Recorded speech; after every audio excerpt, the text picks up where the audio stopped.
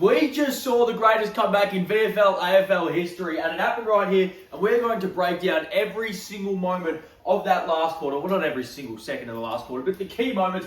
We're going to break it down, and if you like these sort of breakdown videos, please feel free to just subscribe right now. But enough said, let's just get into it. So for the first three quarters, let's acknowledge how good Melbourne were. They were moving the ball, they were winning clearance, they were doing really, really good things. Things like this, things that we haven't seen from Melbourne in a while, and that is the ability to move the football. So we're seeing them kick through the middle of the ground. We're not seeing them bomb the ball long and rely on their contest and their clearance.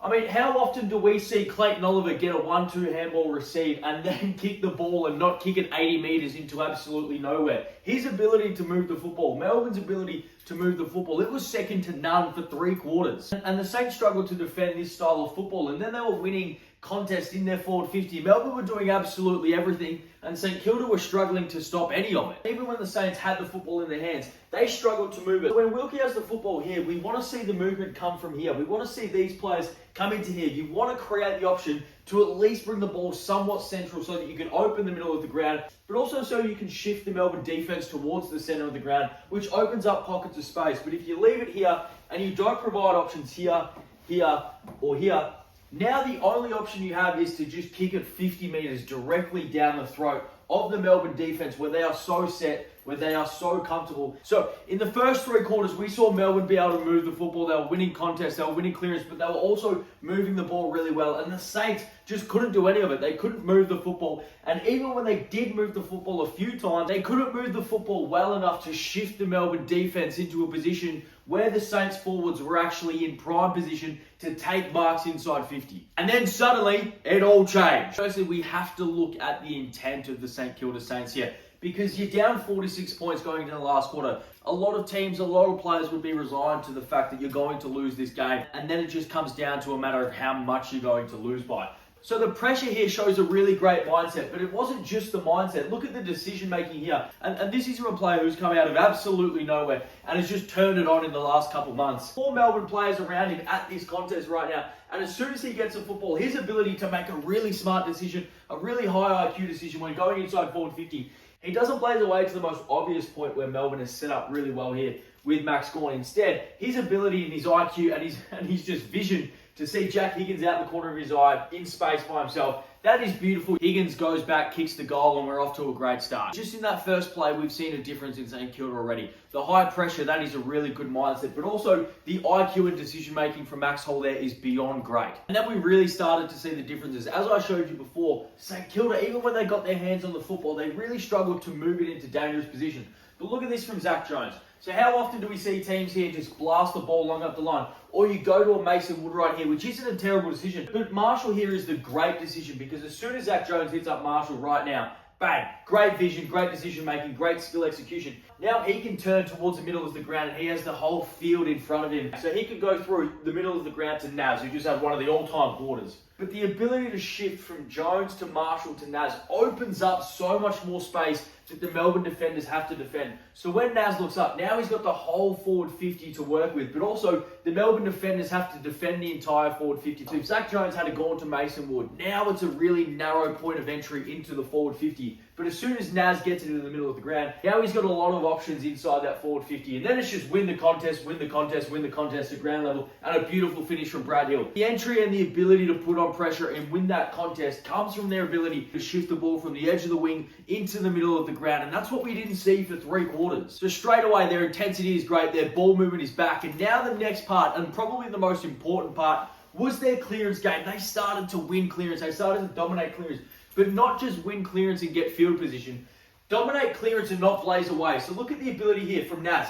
At this point coming out of the front of this centre stoppage, how often do we see a team or a midfield blast this ball long? He's looked up and gone, we don't have clear options in this situation, so we're going to use our legs. We're going to use our run and carry. We're going to use our overlap handball. And as soon as he gives this handball right here, now we're creating more time for our forwards to work with.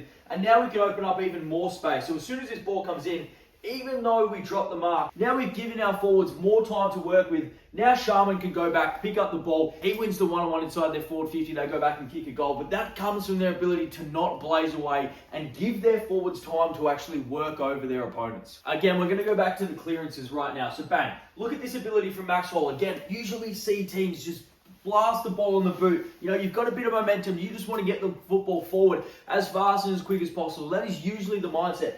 But the Saints had a really good ability to take their time, actually assess the option, and put players into space. So look at him. He's not even looking forward. He's looking to go through the middle of the ground. He's looking to open up the options for his teammates. And as soon as he can open up these options like this, even though there's a missed handball, because you're handballing into space, your teammate has time to pick the football up. And then again, Hunter Clark's ability here with two defenders in his face, not to blast the ball away, to back his legs in, to back his ability to get around here.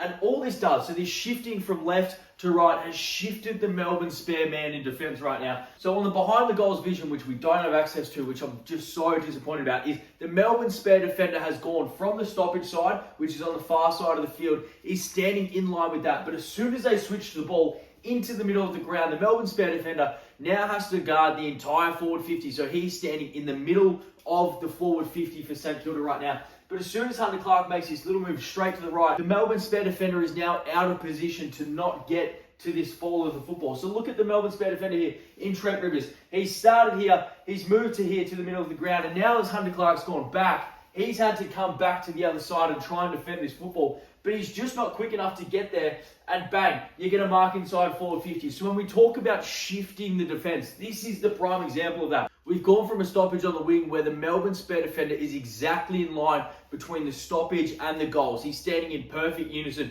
As soon as you shift the ball into the middle of the ground, like Max Hall did with that handball, the Melbourne spare defender now has to move to the middle of the ground and has to think about defending the entire forward 50. And that is all you're trying to do. You're just trying to shift the Melbourne defence. You're trying to shift the spare man in defence. And that's all you can do in this situation. Because he now has to defend the entire forward 50, now you become a lot less predictable going inside forward 50, which is why you can get those sort of marks. And then you get another shot on goal and another goal back in your favour. This is another just complete Melbourne miss. You have the most dangerous man on the ground, arguably one of the most dangerous men in the competition, and look at the space you're giving him. Jack Viney, I know you are a great player. You are a great contested beast player. You've been tagging really well this year. But you cannot give this 3 or 4 metres of space to the guy who is extremely quick, extremely agile, much more quick, much more agile than you, especially around clearance.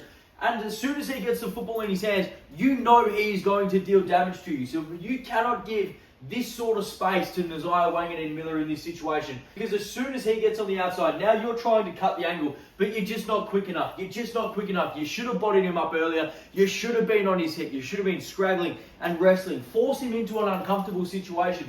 But if you give him the time and space from this centre clearance, he's in he is in his dream world at that point. Because he knows he's going to outrace you. And as soon as he gets the football in his hands, he's going to make a good decision. He hits up Jack Higgins on the chest right now. They get a 50-metre penalty and a goal. You just cannot let that happen. So one, Naz absolutely brilliant down to that centre stoppage. But Melbourne just complete brain fade right there. And before I show you this boundary throw, I want to talk about Marcus Windhager. Because in my opinion, after watching this game and watching plenty of his other games this year, I don't understand why Ross Lyon is still making him a tagger. Now I understand tagging can be an effective tool for learning how the best players play, their running patterns, their positional, their spacing, their just footy IQ. You can learn a lot from tagging.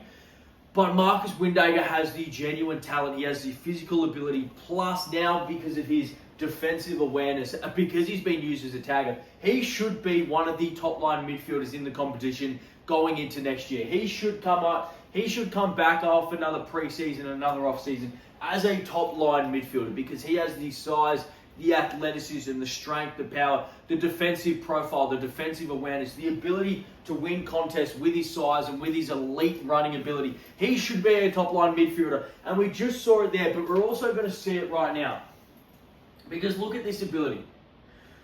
So the ball goes up, and Marcus Windhager's ability to beat Jack Viney in this contest and beat him physically, so push Jack Viney away from the contest, get him off balance. But then the poise and the ability to step off Charlie Spargo right here, and then the ability to not blast away. Make sure you give your team the best opportunity to get this ball inside forward 50 in an advantageous state. So look at his ability to not blast the ball away and give the handball out to a running Mason Wood right here. And again, we've spoken all about avoiding the spare. Now, this is not avoiding the spare. This is just absolute faith and absolute trust. I don't know why Bailey Fritsch is the spare ever. He's not necessarily known as a contested mark player, so I'm not sure why you would play him as the spare, because as soon as this ball goes up in the air, how many times do we see Bailey Fritsch take contested marks, pack marks? Not often, so I'm not sure why he's the spare. And as soon as this ball goes up in the air, they've said, Naz, you're the best player in the league. You're much better than the two blokes who were standing next to you. Just beat them in the air, and that's exactly what he did. And then we get to the final play. So everybody on the field knows that this is a 666 violation, which is why all of the Melbourne players have ran back, which is why all of the Melbourne half forwards are now running back into the defensive 50. And look at Naz, he is gone. He is absolutely gone in this situation. And he is saying, give me the football. So he has told you, he has shown the Melbourne midfield, he has shown the Melbourne players, this is what I'm going to do. I'm going to run right to this spot right here, and I'm going to try and beat you in a foot race. So he's already shown you what he's going to do. You cannot get beat by something he's already shown you. He's already told you. He's given you a warning. He's saying, I'm basically running here. If you don't follow me, I'm going to mark the football. Because of Melbourne's just absolute pure luck and cinema and the interesting rules for the game, they got a redo of this centre bounce. Simon Goodwin, you are standing there with a blank look on your face. Why are you not telling your players? You are on the bench telling your players how to set up in this situation. You should know how to set up in this situation as a coach. Firstly, your players should probably know how to set up in this situation, just pure defensively. But also, as a coach, you should know the rules. You should be telling your midfielders to be standing on the back of the centre square right now. You should be screaming at your winger to stand on at the absolute point of the centre square right here so that he can get straight back into defence. But he's standing there, not doing it. He's just standing there. Why are you not yelling at your players saying, this is how we need you to set up? This is your job as a coach. Everybody on the field knows that it is a 666 violation and it is going to be a St Kilda free kick.